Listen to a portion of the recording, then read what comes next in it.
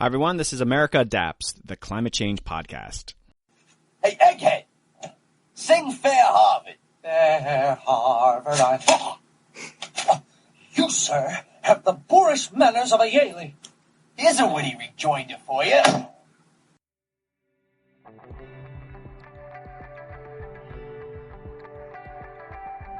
Hi, everyone. This is America Adapts, the climate change podcast. I am your host, Doug Parsons. On this very first episode of 2017, we have Dr. Keenan from Harvard University. Please stick around. I hope you enjoy it.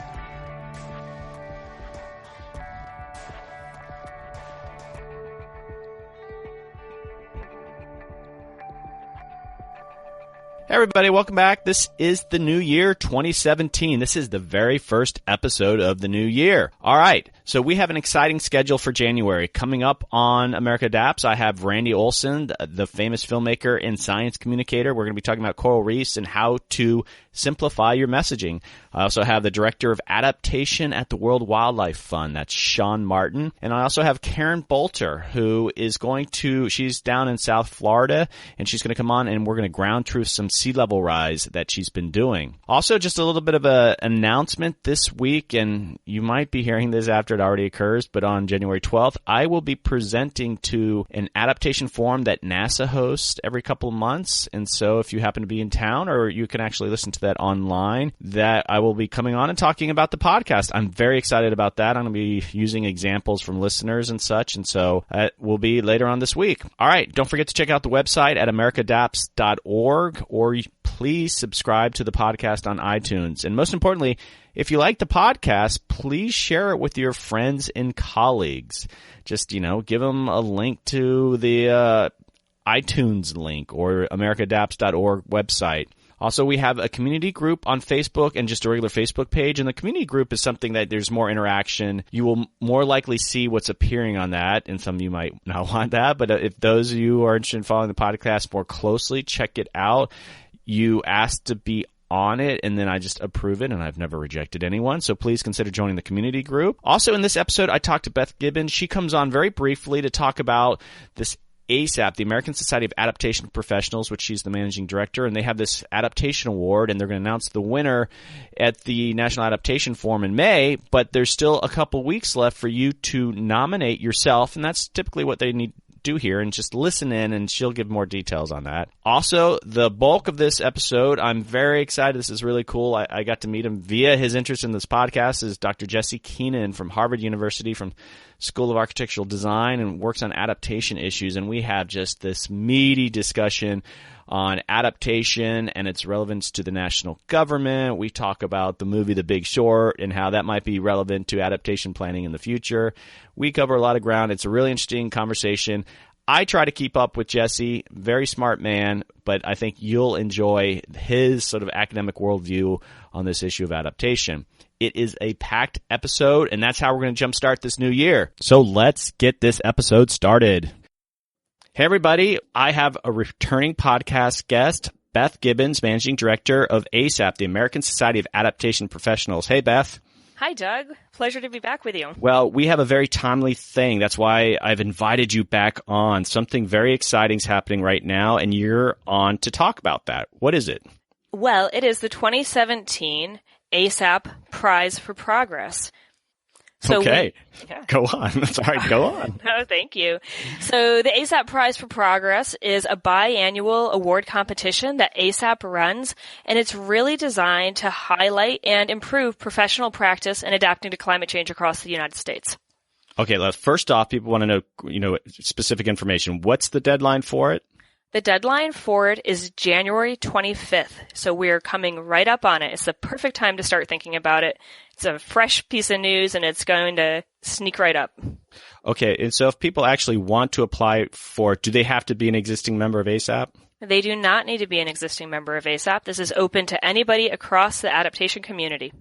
Okay, and so they can just go to your website, and it won't be hidden behind anything. There'll be like some sort of link to this award. Yes, that's right. Yep, they'll be able to find it on the front page of the website, and they won't run into any kind of barriers getting there. barriers.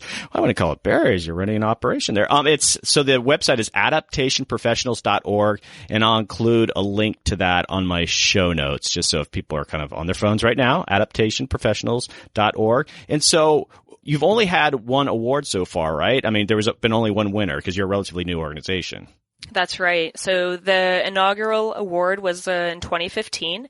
And in that case, the overall winner was the city of Baltimore for their tremendous adaptation planning efforts that have gone on there over the last several years. But we did also honor a number of runners-up, and we'll do something similar this year. We'll have an overall winner who will be receiving a registration fees paid to the National Adaptation Forum, as well as all kinds of publicity and a case study developed by ASAP on their work. But we'll also be highlighting and continuing to promote the work of a number of finalists that we consider runners-up. Well, that is a real financial bonus there. It's I think it's $500 to go to the forum. So if you win, that truly is a nice prize on top of the recognition of the award. So no, I hope people... We're really excited to be able to be offering that this time around, and we hope that it'll incentivize people to compete and to send us their great work.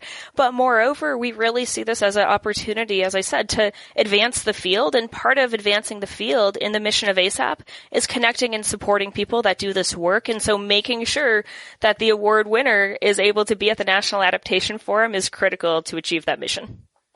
Okay, and so I was going over the criteria, and a lot of times people nominate other people for awards, but I think you can do that, but the person or the organization that's being nominated really has to fill in a lot of information, so people shouldn't be shy. If you're an organization or private entity who wants to be nominated, you're fine nominating yourself, right?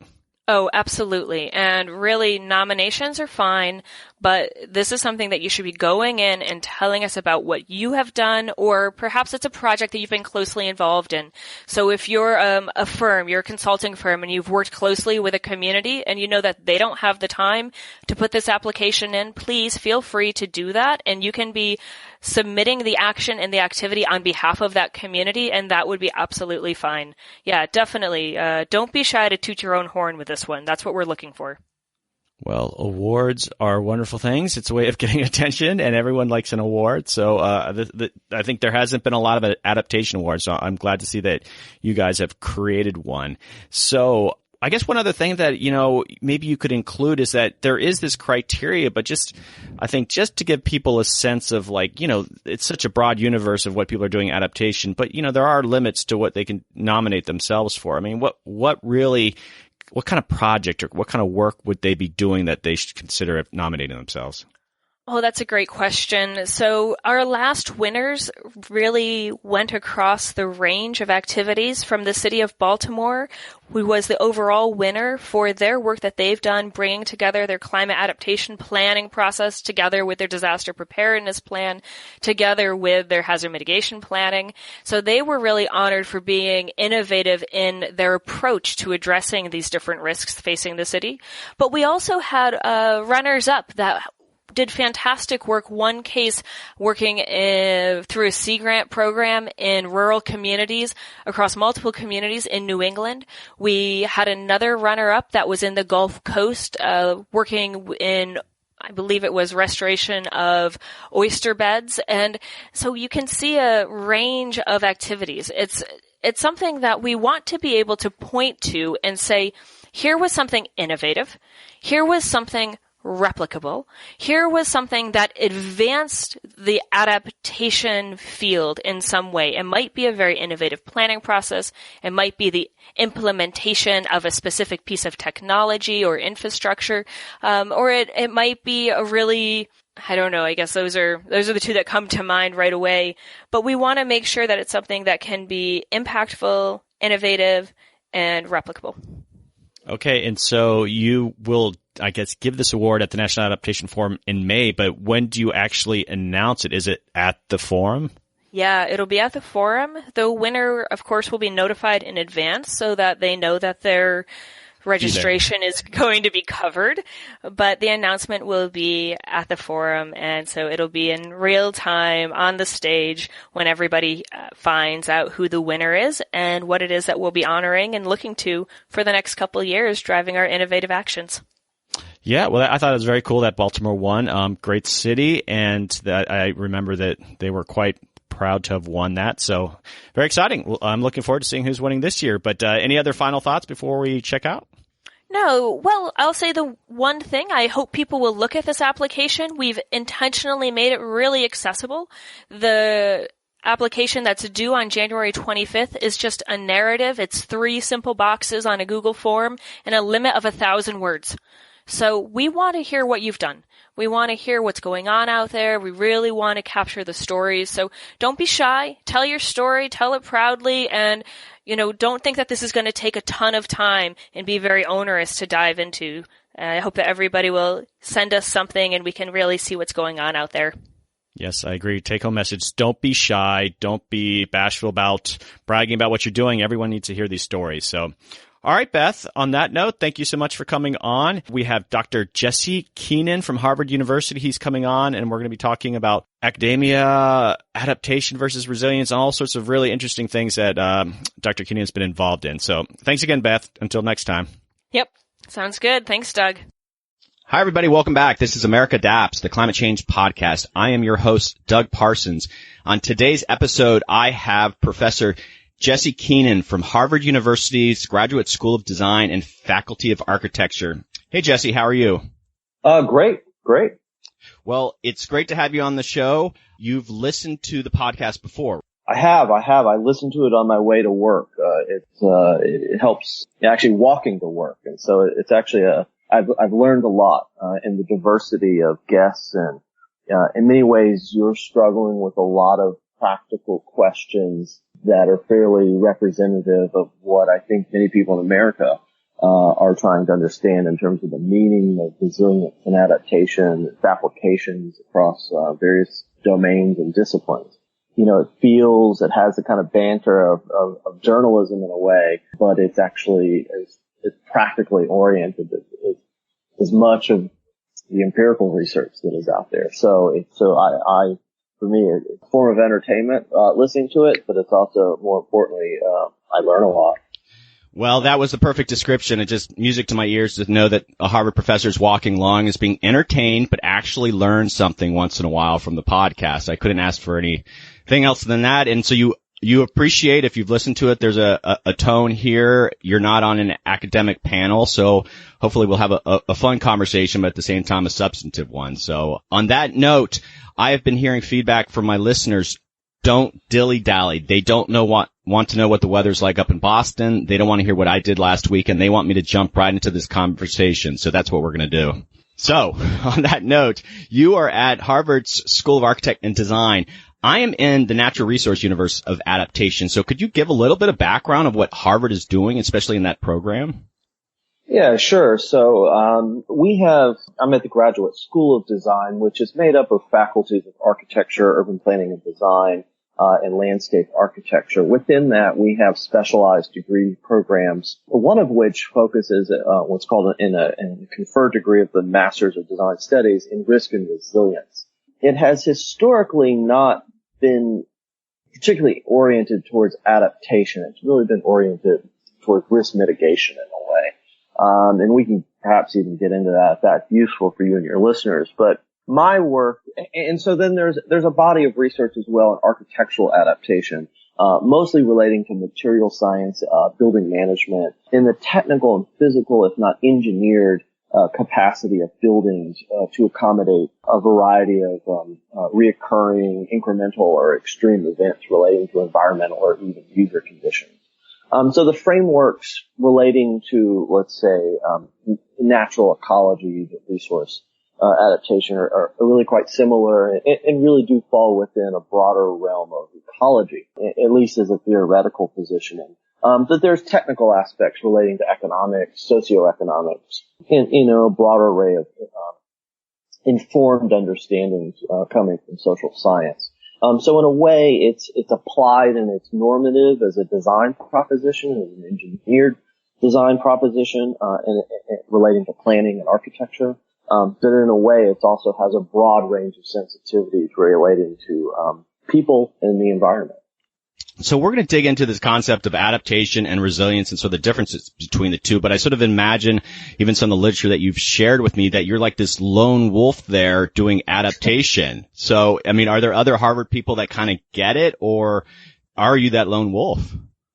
So adaptation science, and is it a paradigmatic science? It's very much in the early stages, right? So the theories and the underlying sort of areas of inquiry, if not methodologies, there's an emerging consensus. I mean, if you look at adaptation from IPCC and you work back into a European academy, an Australian academy, East Asian academy, there's definitely an emergence of at least a methodological or sort of focus point in terms of a set of inquiries, specifically within socioeconomic adaptation. In the United States, as in many areas of climate change, we're well behind the curve. As it relates both intellectually and practically, at least in comparative terms. If you look at the faculty here at Harvard, there are people doing work in both adaptation and resilience within their own disciplinary methods, areas of inquiry, from anthropology to natural sciences, right? So a huge range of anthropology to zoology, if you will, something like that. Within the Graduate School of Design, there are those that do specialize in technical adaptation relating to buildings and engineering, which is somewhat removed from the way you and I think, conceptualize adaptation. So in a way, I am a bit of a lone wolf in terms of integrating climate change within the built environment as an area of academic teaching and research. But it isn't to say that there aren't many others coming behind me. And I think what it reflects in many ways is the relative immaturity of an academy to support a slew of PhDs that, have defensible philosophies and research positions that are coming slowly but surely making their way into higher education research institutes. So it's not that I'm a lone wolf in the sense that I don't have an academy. It's just that it's taking time for it to manifest itself within more conventional domains of knowledge. So I guess it was one of my next questions is that I've heard of adaptation programs and actually talked to a previous guest from the University of Maryland. They have a public policy program that they do climate change, and it seems like a lot of emphasis on mitigation, but there is some adaptation. But are there any universities known for adaptation? So you think of like University of Chicago Economics, Stanford Law, Columbia Journalism, and then of course Harvard, it's almost everything. But are there any schools that are just like, okay, they got it down when it comes to adaptation, or as you saying, it's too new of a field? Yeah, there is no, not in the United States. There are really no schools that have a consolidated curriculum that covers the basis. The closest you're going to get is the Climate and Society, program at Columbia. I believe that's technically within the Earth Institute. That, it's as close as I think you're going to get in the United States to having a fairly well-rounded curriculum. But what your question really speaks to is what is, if there is a study and a set of associated analytical skills behind adaptation, as you reference it, what is the actual practice of adaptation? And that's a deeper conversation to have, a question.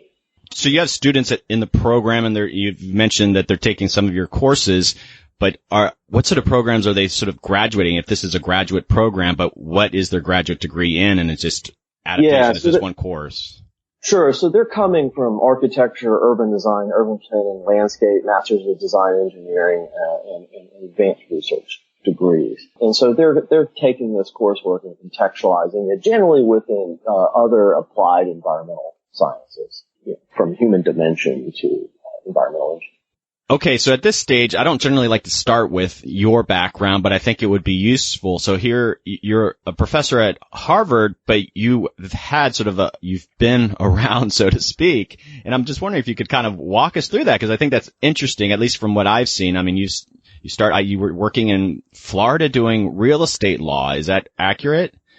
Yeah, so I like a number of your guests at the University of Georgia for undergraduate studies. And I grew up in Albany, Georgia, the deep south, and wow. I was an environmentalist and even before I got to UGA, I'm pretty familiar with Eugene Odom and his impact in conservation and ecology and the sort of economics of land management. And, so, at UGA, I got to be there at the tail end of his tremendous sort of global impact intellectually. And then, for me, so then I went to law school because my reference point for having impact was advocacy and environmental advocacy. But coming out of, law school, at the end of the Clinton administration and the Bush administration where, I saw in practicing mostly toxics, engage in toxics, environmental justice, a range of environmental topics and points of contention that were being I saw people's entire careers being completely overturned by administrative authority of presidential authority. So I re-referenced my notion of environmentalism within the built environment because, in particularly living in Georgia and in Atlanta, seeing the tremendous negative impact on suburbanization, urban planning, a lack of forethought relating to mobility, transportation, housing, etc. I really reference environmentalism within the context of the built environment. So, I transitioned my practice into housing and real estate, and I taught housing at the University of Miami and housing studies, and that actually led me into disaster planning and post-disaster planning. Like a lot of people who end up in climate change come at it via risk mitigation, via resilience, via adaptation, and along that very precise sort of timeline. And so for me, it was somewhat circumstantial, but it was all interconnected within my broader sort of ecological framework of the world. And as I particularly got into working and studying and researching and teaching post-disaster housing and management in a way, I really started to understand vulnerability assessments. I started to really see, particularly around the world, where these disasters were ostensibly the nomenclature of natural disasters, but they were really human disasters. And their underlying vulnerabilities were functions of human institutions, laws and rules and economics that were being exacerbated by what people were attributing in some manner to either environmental degradation or climate change. Now, the attribution part of it is a whole other story, but for me, I started to really understand the impact on the human condition, and specifically shelter and housing, which is a basic fundamental. Some people would say right, others would say critical necessity of the human condition, which is housing. And so that was my entry point, into further PhD studies in applied climate science. Well, it must be a lonely field, but I'm obviously not in that sort of orbit. But you're an academic and you're writing articles, and it's the published literature. And so the folks that I've dealt with, there's a lot of applied aspects to what they're doing. And, quite honestly, people aren't stepping back and really doing that sort of deep thinking on how we really should approach this. I mean, there's a lot of great work going on there, but, some of the things that you've shared with me, it's like, wow, okay, you're really dissecting this issue, really taking it apart. And so do you feel like there's a pretty robust, you've mentioned that the U.S. is behind, but are you still going to conferences, and is it a field that's growing in the right way? Yes and no. As an academic proposition, the field is certainly maturing. I co-chair with Walter Leal this summer at Columbia the North American Symposium on Climate Change Adaptation, with a forthcoming book on it that really cataloged the research that was happening from the Arctic to the Caribbean.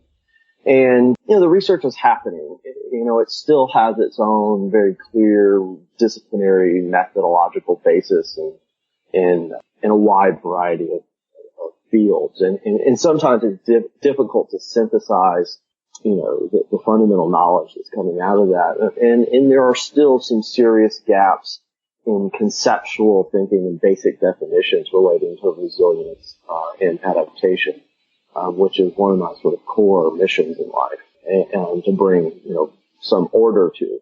But that being said, that level of experimentation and it is just par for the course in terms of getting it right, getting it wrong, and really critiquing where the empirical and the theoretical research starts to intersect in very practical terms.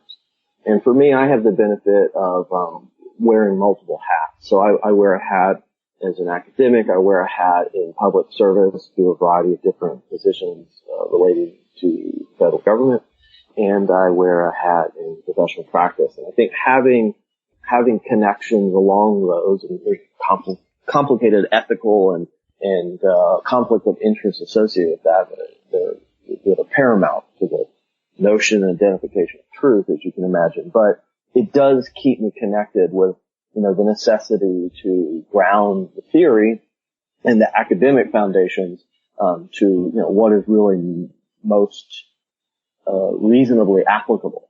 What is the underlying sort of heuristical foundation way for actually affecting change and having a positive impact on how we analyze and promote change.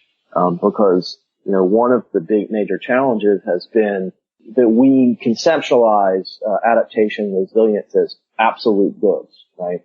And we have not intellectually come to terms with the underlying subjectivity of adaptation and resilience, to the extent that one person's adaptation is another person's maladaptation, or one person's resilience may be another person's maladaptation. And that runs across scales, that runs across actors, that runs across time dimensions. And I'll give you an example. Bloomberg, I think it's Christopher Flavelle. I know I'm botching his name. He reports for Bloomberg, one of the, I think, top climate journalists out there, was reporting earlier today, or was retweeting or something, it came through his channel, that Donald Trump was in Miami.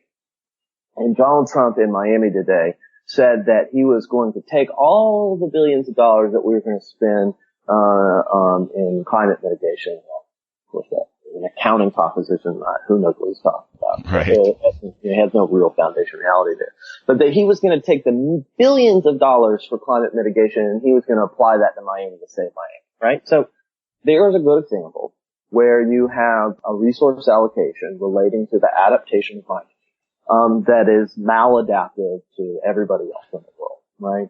And so that level of critical analysis and there are objective applications in adaptation science, but it's not always so clear cut to the variety of actors and people that are out there having to make real world decisions that have psychocognitive biases and all types of other preferences about how the world should be divided and how we should allocate limited resources in favor of preservation and in favor of change. Well, I'd like to talk a little bit more about some of your external roles. So I don't know if you're currently serving as the vice chair of the U.S. Community Resilience Panel, but you did. Are you still doing that? Yeah, we are very much actively engaged. It's chartered under the White House climate adaptation plan, supported by the National Institute of Standards and Technology in partnership with NOAA and EPA and a variety of other DHS and a variety of other federal agencies. And our challenge is to look across the built environment and infrastructure systems. And this is quite broad range from water, energy, social service, economics, a wide variety of areas of inquiry and relationship, systematic relationship, and really flesh out where are the standards, where are the conventions, where are the best practices, where are the analytical tools, and really bring order to this notion of community resilience. Now, it's somewhat conflicting in many ways because resilience, is fundamentally about the elasticity of the operations of the status quo. So there's a huge status quo bias in resilience. Now, public policy by virtue of Presidential Directive 21 and other philanthropic notions of resilience and interpretations that are somewhat uniquely American have conflated resilience and adaptation, unfortunately. And so, in many ways, the federal government has this very interesting divide, and I'm speaking entirely today in my academic capacity and not one as vice chair of the panel. But the federal government has had some interesting developments relating to this division. So if adaptation is fundamentally about the capacity for transformational change, there's actually much more precise technical definitions and heuristical definitions associated with that. But I think it is a sort of basic denomination is that. So if you think about the risk mitigation functions and the preservation functions and the conservation functions associated with resilience, adaptation really challenges that. Now, in the sense that resilience, having an adaptive capacity and having may include elements of resilience somewhere in your system. Right? In that sense, resilience is actually part of adaptation science. But they have both conflicting and synergistic relationships. And in fact, they're both point and counterpoint. And they very much operate in two very different worlds in very practical terms. And there's a lot of examples where our things that we're doing as a matter of public policy in the United States are done in the name of resilience that are leading to maladaptation. And in many ways, resilience is potentially quite dangerous. Now, it's very effective in terms of issue identification, mobilization, really drawing the connections between social engagement, social vulnerability, and environment. And there's many, many positive things by which resilience has been framed. But that vagueness in a way, and that lack of technical facility, which computer science, ecology, engineering, and really most of the intellectual disciplinary domains of knowledge in the world have not gone that route of conflating resilience and adaptation. And so when you look at it from the federal government's point of view, it's very interesting because you have folks within the EPA, NASA, even within NIST a little bit, and other, let's say, science-based agencies that do draw very clear distinctions between resilience and adaptation in analytical terms and in conceptual terms and the like. And very also, in my case, the built environment federal facility, they are drawing very clear delineations between what these things mean, particularly in applied terms. And then you have all of these other agencies of the federal government who have no real basis intellectually to support the analytical divisions between resilience and adaptation.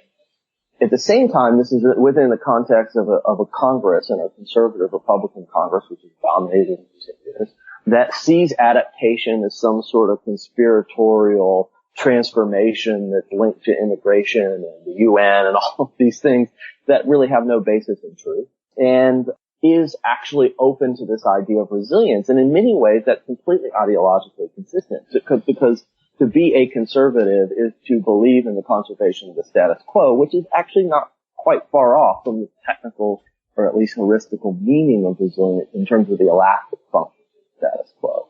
And so, and of course the big challenge there is if you do nothing but promote resilience, you never fundamentally challenge the underlying rules and institutions that define your vulnerability in the first place. And there is empirical research from anthropology to zoology. I know that sounds generic and ridiculous to say that from A to Z, but there is a tremendous amount of research out there that brings that point home over and over again. Yet, what has happened is that, resilience becomes this popular nomenclature of philanthropy and of certain agencies of the federal government that say, hey, this is a mechanism for us to squeak out some additional congressional allocations because we think it'll fly through a Republican conservative Congress. And then you have other agencies which have held firm to these very clear divisions, the EPA in particular, which has made clear distinctions. And that is in contradiction. I'm again thinking have my scholarly hat on here. That is in contradiction to some unresolved notions of public policy all the way up to the White House, where you have people in CEQ and science, technology, and all of these administrative heads that have both resilience and adaptation people. So rightfully so, the White House makes they have the organizational structure. They have the right people that are making the decisions. But it's not completely consistent with where the policy has been.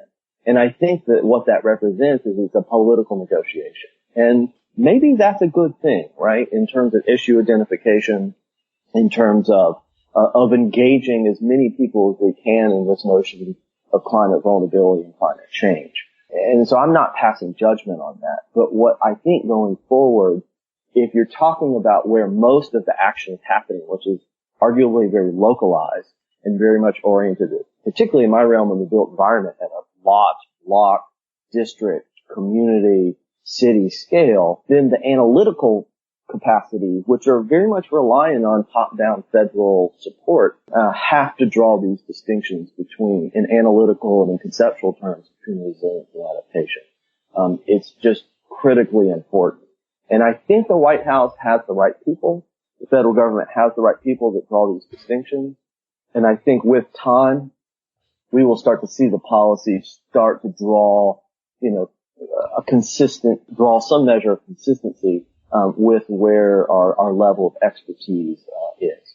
Okay, we've fully pivoted to this whole discussion of adaptation resilience, and just so people know, Jesse shared quite a bit of the work that he's produced, and I'm going to just say it, Jesse. I felt like I was back in graduate school. It's been 20 years, and I was reading these journal articles and just these dense things, incredible things, and I was constantly taking notes and stuff. But man, I had to do my homework for this episode. I just want you to know. But there was a lot of great material, and I think, and correct me when I'm referencing the wrong article, but some very provocative things too. But what I thought was interesting in this whole idea of the federal government emphasizing resilience, you know that, even our response to 9/11, the language of resilience and the idea of these communities being resilient in the face of even terrorism, did that sort of like integrate itself and, was some continuity into how we're doing adaptation. Did I read that right? Or that's sort of the implication you were making? Yeah, and that's not my work. That's a citation to the work of others who have, made this observation that part of that, and my interpretation of that set of observations about the relationship to 9/11 and resilience, it certainly plays out in a couple fronts. But my observation, sort of interpretation of that, is that what we have done is we have taken the issue of climate change, and we, for better or for worse, often there's a lot of friction here. We've taken climate change and the associated problems with that, and we've tried to cram it within the institutions of emergency management and emergency response that way. And that is a huge disconnect along time horizons, along vulnerabilities, along modes of action and agency. And there's a lot of reasons why that's problematic. There's a lot of reasons why it's a good thing, particularly relating to extreme weather, and shifting the pivot to planning as opposed to sort of de facto response mechanisms within emergency planning. And I think many people, even at FEMA, would internally agree. One of my other responsibilities is built environment editor of U.S. Climate Resilience Toolkit, and we were publishing something on emergency management that was done written by FEMA, and it was somewhat critical, or it was evaluating FEMA's own internal pivot to planning and engaging climate change and vulnerabilities. That was really totally different from the way I think many of us, and even internally within FEMA, had conceptualized their role as really a disaster response agency. And, somewhere along the line, someone says, "Oh, we can't publish this. It's too critical of FEMA." I was like, well, it turned out FEMA wrote this, right?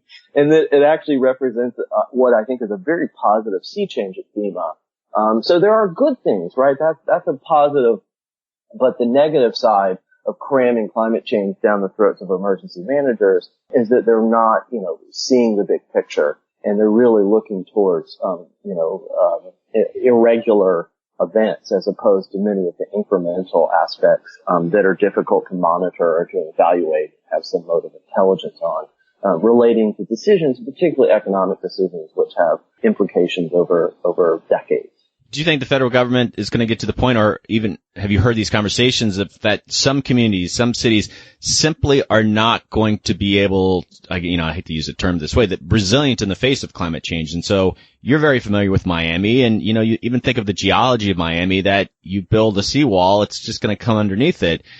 Are you going to have to abandon Miami? And what does that mean for resilience planning over the next 30, 50 years, and versus something like Chicago, which might be a little bit easier to do that kind of planning? I mean, were you encountering those sort of conversations? Well, I'm not in a position to speak as to a sort of voice or a consistent voice, if you will, or, there has been a lot of inconsistency about places like Miami. And in fact, there's a lot of ambition to engage Miami. And so I can't really speak as to a consistent sort of momentum one way or the other.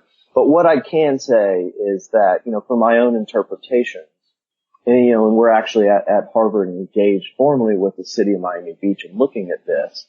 If one really looks at the confidence intervals and looks at, the associated probabilities and associated uncertainties as well as ignorance associated with sea level rise, at best, the transition from resilience planning to adaptation planning can be contextualized to something of hospice care, that all one is really doing is buying time. And that's primarily, the case for most of South Florida, at least from up to Palm Beach. So, and that has a tremendous value, right? I mean, if it is about resilience and it is about sheltering that tremendous sort of incremental midterm burden on the most vulnerable, the most poor, Miami is a very, very poor place. The divide between rich and poor in Miami is tremendous. Then, resilience is very important because that transition to what will be population migration, inevitably. And you saw it after Hurricane Andrew. Think of all the people that left South Dade after Hurricane Andrew. It's not, an impossibility to think that tens of thousands of people at incremental notions of events, whether, storms or whether it's just sea level rise and rainy day flooding and nuisance flooding, tax burden, tax base, bonding capacity, whatever that is. There's cases now where there's people that aren't, they're losing car insurance. Car insurance carriers are dropping people because of, the impact that's having on, what they're insuring. And so there's a lot of momentum, right? And a lot of stress. And we already have a lot of stress. Aging society, economic inequality, environmental degradation, look at Florida and water quality and the whole thing. So there's all this stress and you add climate change to it. The long-term thing is that you can't build your way. There is no buildable solution. All you can really do is provide palliative care and help ease that transition for the most vulnerable. But along the way, there will be billions of dollars, hundreds of billions of dollars of lost capital. And how we how we move communities and how we stitch together some continuity, only time can tell. But, my viewpoint in over 100 years is, and this is my own interpretation, not that of others, is really quite bleak. But that doesn't mean we don't have a lot of work to do in Miami and a tremendous, responsibility and ethic for really helping, ease that transition, So at the end of the day, are we going to be designing buildings that have a type of paint that when the paint is inundated from sea level rise isn't going to cause greater toxicity to a new type of environment, right? So it works at a lot of different scales, both in natural, human, and urban ecology. Well, it's probably very premature, but just a look at building design, and you mentioned paint. And have you seen even people that are developing products with that in mind? And are you seeing innovative adaptation marketing in that respect? Do you know of any examples like that? No, not really, not at a sort of material basis. What is happening, relates primarily to elevation. And first floor, basically buildings are being designed and they're, relative to Coastal Construction Zone Management Act and other higher building code standards relating to surge and the associated forces with that. The ground plane in many ways is being designed to be totally sacrificial, not just to extreme events, but to sort of this incremental notion of more regularized flooding. In that sense, mechanical systems, the whole flow of user engagement with buildings, in terms of ingress, egress, even lawful ingress, egress, are being really, really moved up, right? So the whole concept of the ground plane, we recognize it as an urban mode of analysis and experience, is being challenged, because the ground plane is threatened by water. And, are we designing for a water world? No, it's not quite there yet. But, by virtue of, dependency on infrastructural systems. But, there are small things that are happening. And the leadership in Miami Beach is really quite progressive and very much engaged in trying to work within their limited political and economic capacity to do what they can, to see that planning and building codes and architectural responses, work, synergistically to mitigate risk.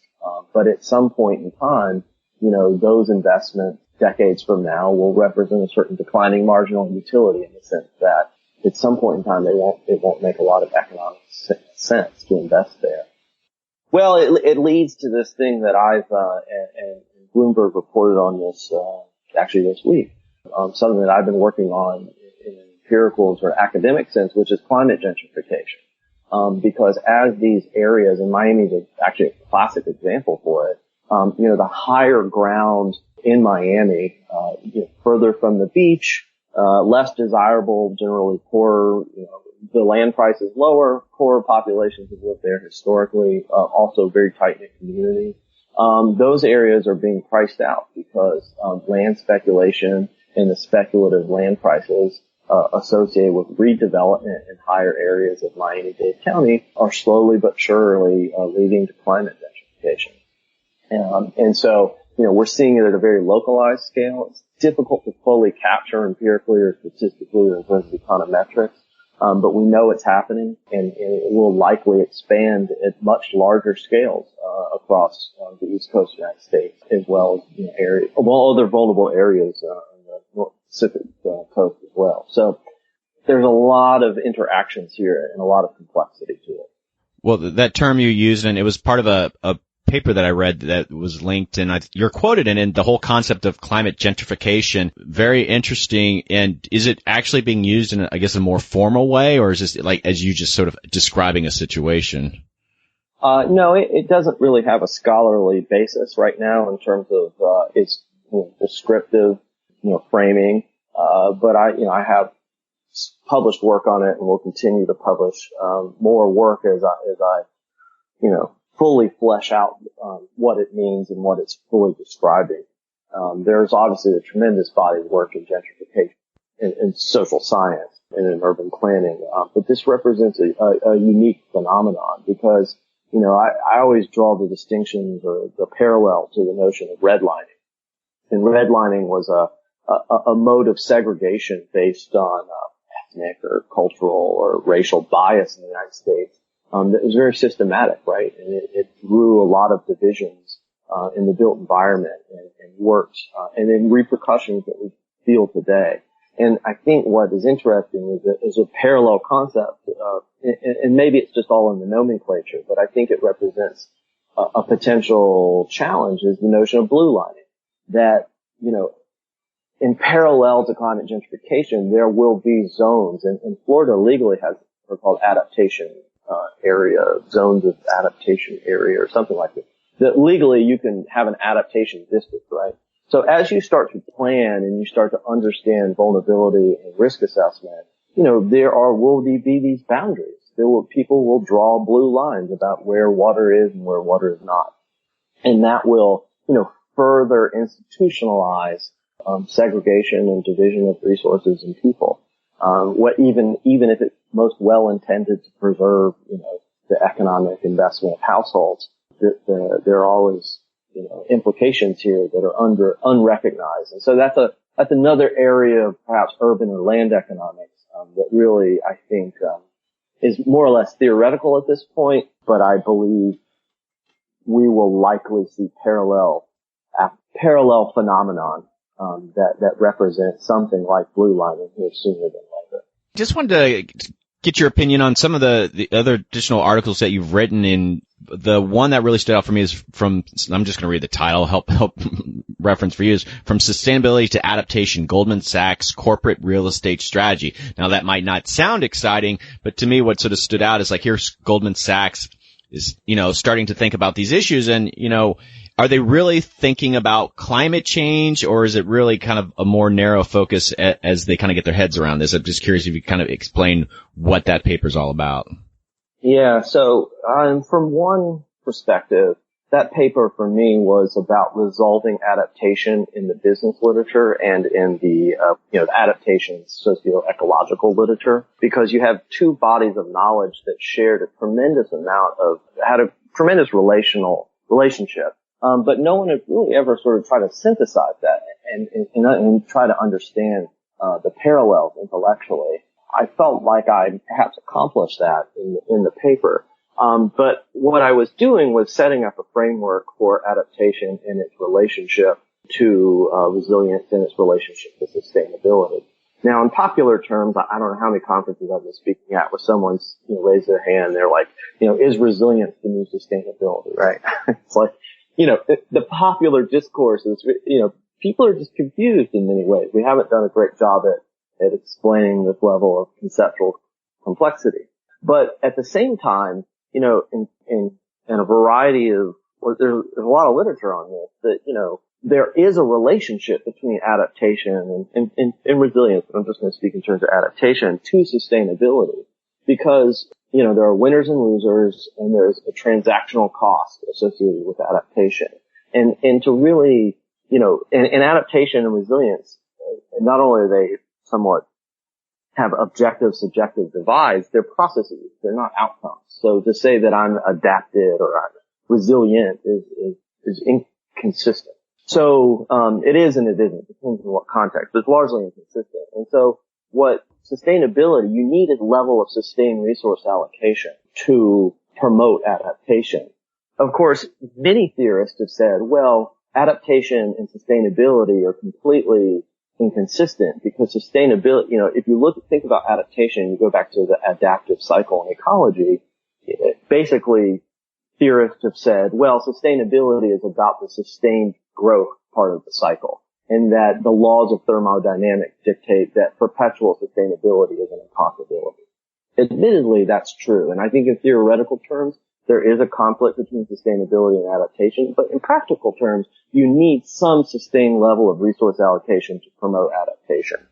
So I wanted to look in the case of Goldman Sachs, who, as smart as any other institution or organization in the world, one, we knew that they were engaged in risk management, but what was their understanding of adaptation? And I didn't quite get into that, because I really focused on the building and built environment side, and I'll come back to that, what that means in a second. But it was also important for me to resolve this literature between the business academy and the socio-ecological academies, in the sense that we often talk about adaptation as a function of risk management and loss. But there are benefits to adaptation, right? So you have to look at both, the costs and the benefits. And too much of our discourse is in the negative. It's all about, adapting to prevent, and it's responsive, and it's about, loss. Our whole mental state emotionally is oriented towards loss. When in fact there's many aspects of adaptation that offer tremendous human and ecological and natural system benefits. And you can challenge that in historical terms and empirical terms, but, you have to acknowledge both sides of the coin.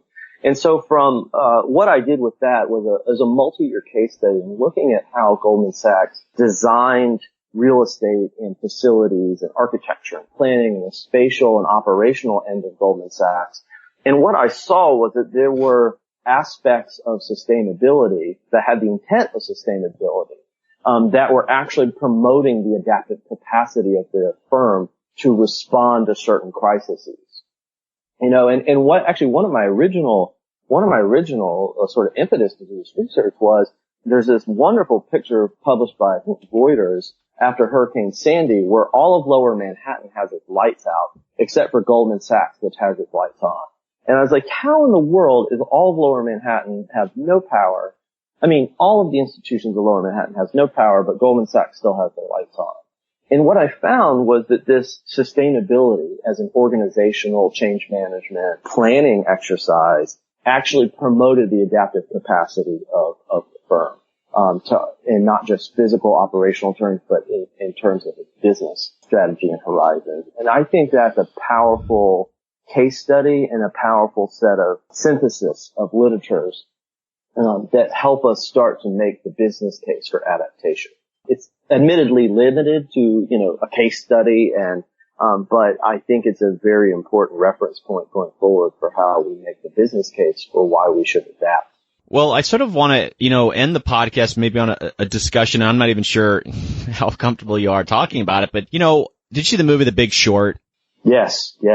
It took me, I've seen it twice, and only after the second time did I really start getting like, okay, what did they really do here? And, I think of Goldman Sachs, and how could the corporate powers that be really start to profit off adaptation? And you think of real estate, you think of land values, Sure. And is there a way that they're going to profit in such a speculative way, but at the end of the day, maybe we're benefiting from that speculation. So they're valuing some future value of this landscape, being it particular parcels of land, and they're able to generate income from it, or, even conservationists could benefit from like, okay, we're going to do investment here.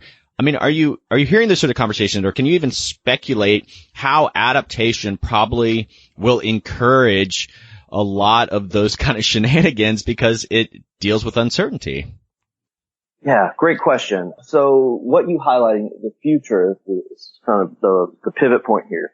It's about the future perfect cost of capital. It's what I would have otherwise spent had I not invested in some mode of adaptation or mitigation or resilience, if you go down those lines. And so there are mechanisms that in insurance and in risk management that speak to that. If you look at what the Big Short was getting at, it was a complete deterritorialization of capital in favor of a level of instrumentation in the derivatives market, for instance, that had a total misunderstanding of statistics, right? They didn't understand their tail risk. They didn't measure their tail risk, and they didn't properly understand the associated uncertainties with cycles and specifically the correlations between the broader economy and the housing economy. And, we're in the exact same position. We have some probability curve about heat, sea level rise, and any number of environmental impacts. But there's a tremendous amount of uncertainty about environmental phenomenon, but there's a tremendous amount of uncertainty about what those impacts will be. So yes, there is absolutely, as with any notion of capitalism, room for exploitation. The question is, to what extent can we harness, and listen, I'm quite familiar and sympathetic and in many ways amplified many of the sort of critiques of neoliberalism that are associated with this, but I also have to be practical, which is to what extent can we regulate markets and create bounded markets with rules that allow some measure of investment where there are co-benefits to the collective. And that is the challenge that we have. How do we create and stimulate and incentivize these markets so that we have a collective benefit? And that doesn't mean that private people and entities and organizations won't have a return. They won't make a profit. They should. That incentivizes them to take risk taking. And certainly you can't rely on the private market by itself. But if you look at the scale of climate change, particularly within the built environment, the public sector can't do it alone. It has to be a combination of public and private. What those relationships are is yet to be determined. Certainly in the history of the United States, there's not a tremendously positive, the track record for public-private partnerships is admittedly not all that great, but we have to, moving forward, critically think as a matter of policy, who benefits and who pays. And right now, every aspect of adaptation, there's a tremendous disconnect between who pays and invests and who benefits. Well, and I guess what I'm getting at is what's the term they were using, the Big Short? It's like they literally created it's an economic device kind of out of thin air. What was the expression? Like it was a tool but anyway, they Goldman Sachs or whatever the firm literally created this process for that investor. And I didn't realize you had that flexibility. And you look at, I guess, like more of a crude analysis, and I'm saying crude, that's not probably very fair, but like the Stern report talking about the future climate impacts, what the costs are going to be. Now, at what point could we get comfortable today to sort of say, all right, we believe that the costs are going to be that high. How can we generate some revenue today, that reflects the worry about that future cost? And could we create some mechanisms that would help people kind of invest today? And I don't think we're there yet. I guess people aren't confident with the models, but it would be encouraging if we got more confident to do those things. Yeah, well, first of all, with Goldman Sachs, there was a number of people and banks that were engaged on both sides of the trade, right? That's just how capital economies work. You're not betting against one party or the other. You're taking both positions, and how you negotiate that is a time-sensitive function. But I think what you're hitting at is, what are these products? What are these instruments? We have parametric insurance. We have a lot of emerging insurance products If you go back and look at the history of cooperatives and cooperative investment, there's a tremendous potential there. We will have to aggregate capital in new ways, and there will have to be new relationships between, ecologies of people and natural systems and biophysical systems that, where, monetary and non-monetary capital, is negotiated in highly novel and innovative ways. Will complex derivatives, that have some empirical foundation relating to probability and managed uncertainty have a foundation in the capital markets? Yeah, and that's already happening. The question is, how does that, to what extent is that scalable, across a universal geography? It's a universal notion of risk in a way relating to the totalizing impacts of climate change. So that's the challenge. And I think that, it ends up being more localized. It isn't about global capitalism. It ends up being about local capital and local, networks, and reorganization of capital, financial capital, to get this done. Miami is not, the federal government, and again, speaking with my intellectual, capital, my scholarly hat on, the federal government can't afford to turn Miami into an island. Miami's going to have to figure it out more or less on its own.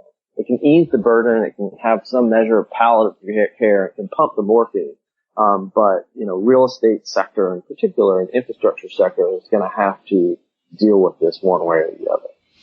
Well, I don't want to get too deep into it, but in a previous life, I spent quite a bit of time thinking about how do you create valuation for adaptation ecosystem services. And, very simply, let me explain it. I actually was at a ecosystem service conference trying to do this. I had a panel together, and it's, okay, let's say you take a landscape and it's a forested landscape, and with conservation easements, there's quite a rich history in how you're evaluating the environmental services, maybe water quality, air quality.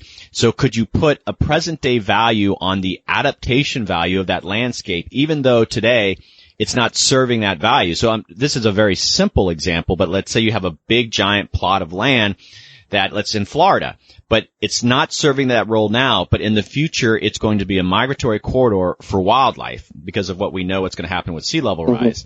Could you create some economic model where people are willing to invest in its future adaptation value? And I spent a lot of time on it, and I tried to find an economist that might be able to work with me on it. And of course, I'm not an economist. I'm not an environmental economist, so I don't run in those circles.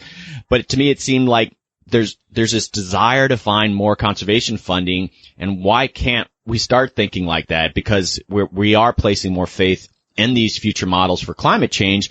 Let's start using it for conservation and valuing future adaptation services. And I hope that made sense, but it does, and it gets into, again, who invests and who bears the benefit. If you're talking about conservation easements, you're talking about more or less tax benefits. So I think under certain, what that body of work in terms of climate services and the whole thing, great. But it gets into deep uncertainties associated, not technical uncertainties, but deep, intellectual uncertainties relating, discount rates and time horizons of that investment. My tendency is to think that on a much shorter term, there's value there that could be accrued, but over the long term, there's too much mathematical uncertainty, or conceptual uncertainty about where that benefit is truly distributed and who really accrues and inures to that benefit. I don't know. You have to really think that through. And fundamentally, what's the market for it? If you look at wetlands, you look at wetlands markets, right? That's a type of model. There's an exchange model, but if it's a very localized phenomenon with a very localized impact, it may not have that exchange, the same unitization of exchange function.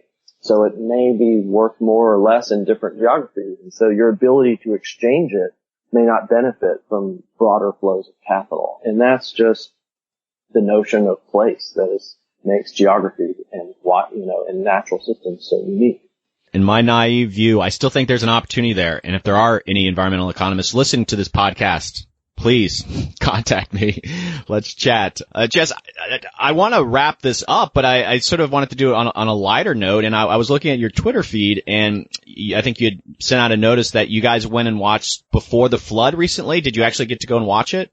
Yeah, we did a pre-screening here with the National Geographic Society at Harvard, and had students and faculty listen, watch the movie, and then we had breakout sessions between faculty and students to sort of talk it through. And it was sort of funny because they served pizza that had pepperoni, it was like, it was a lighthearted kind of thing, but then, if you watch the movie, and certainly we all recognize the implications of meat eating, it was an irony that did not go unrecognized. But what it did, it was a good conversation to have, because there were strengths and weaknesses of the movie.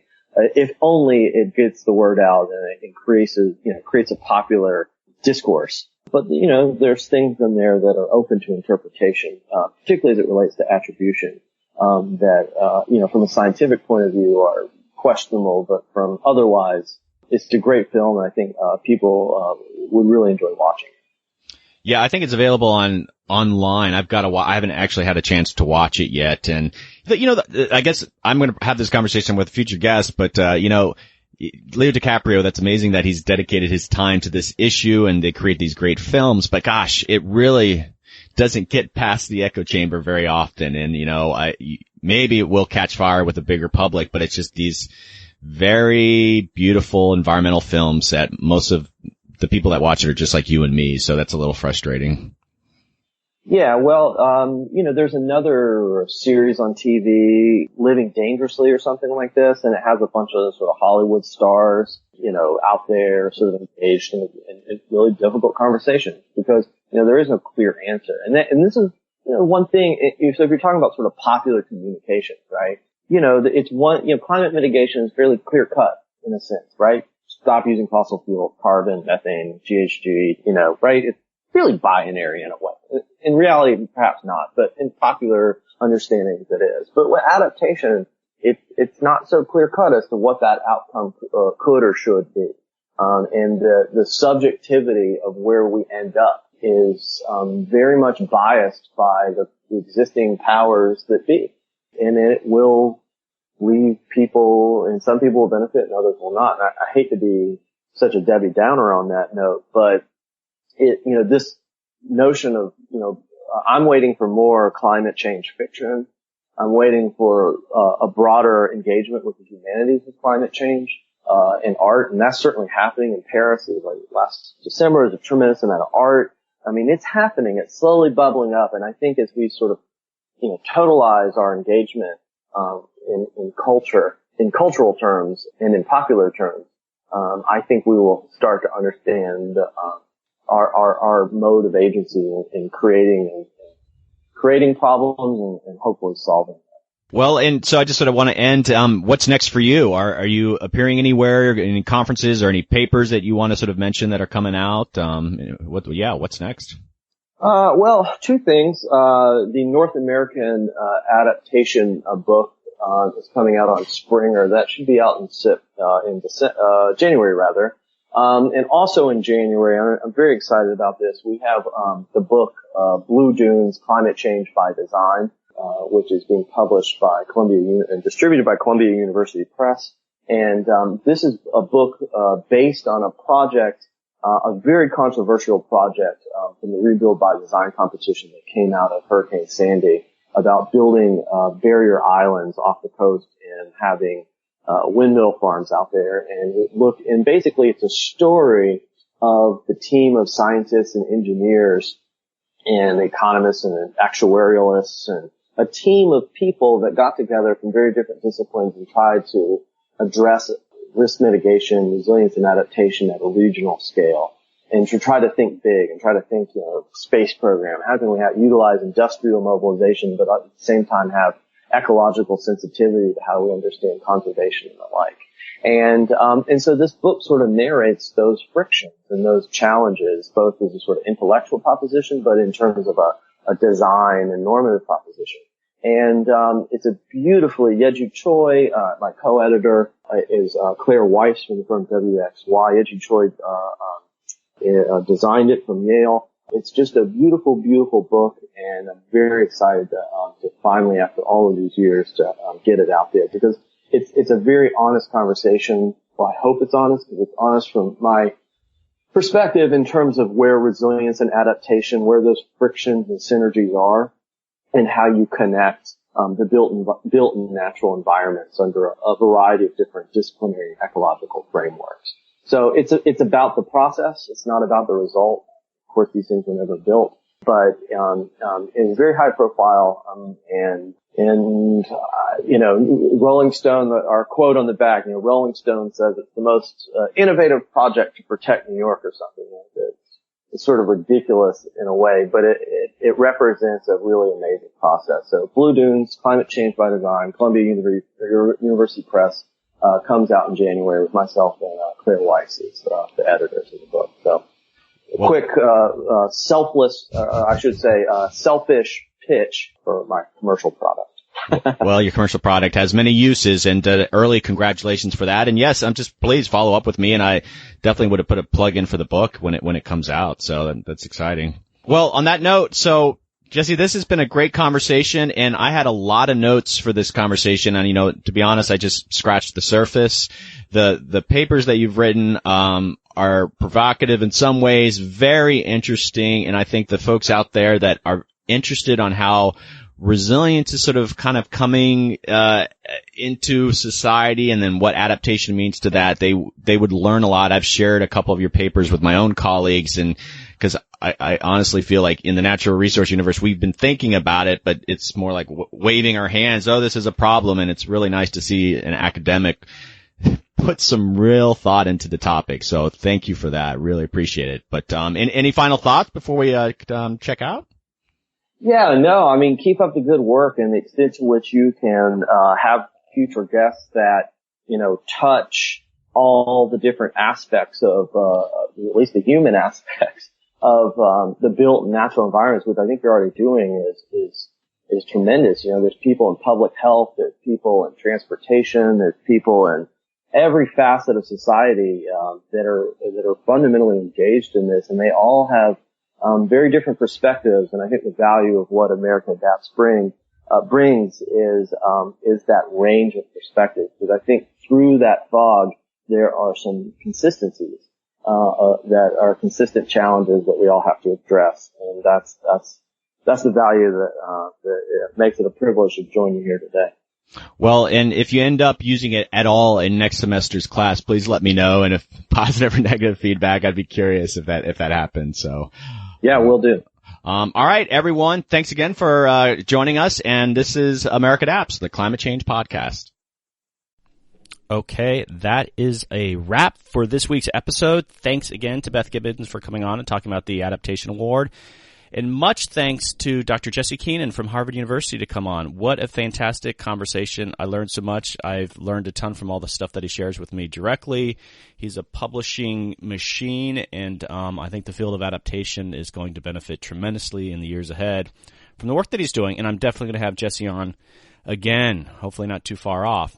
So just a little bit of housekeeping here. If you haven't subscribed to the podcast, you can subscribe on iTunes, or if you have an Android, I think you can subscribe on Google Play, or if you use Stitcher, there's different ways to get a podcast. It's not always intuitive. If you are so inclined, please go into iTunes and write a review. It's a little bit tricky, but you go in, you search for America Adapts, and you click it on, it says write a review, and just log in, do the stars, and write something. I would love to hear some feedback from everyone. So please, if you could take the time, that'd be great. I'm always hearing ideas for guests, and so if you have a great idea, contact me at americaadapts@gmail.com. And I also have a Facebook page and a community page, and so just if you find the America Adapts community page, it'll send me an email, and I'll preview to join. And we have a bit more intimate conversations on the community page as opposed to stuff I share on Facebook.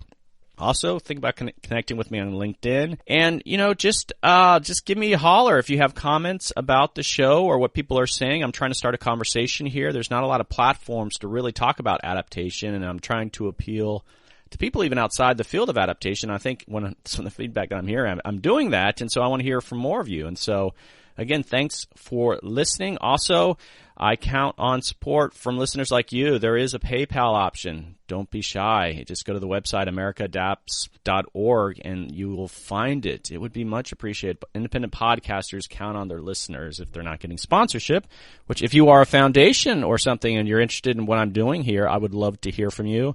I hope you realize it's a very unique way to get the message out on climate change and adaptation and to extend beyond the sort of echo chamber. So, yeah, give me a ring if you want to talk. And I think that's it. Don't forget, next week I have, it's not always completely accurate, but I'm pretty sure I'm going to go with Sean Martin from the World Wildlife Fund, but there's an outside chance I might go with Randy Olson. I have both recorded, just sometimes doing the scheduling and getting things edited. But stick around and listen to those. And so, you guys are the best. Thank you so much, and have a great week.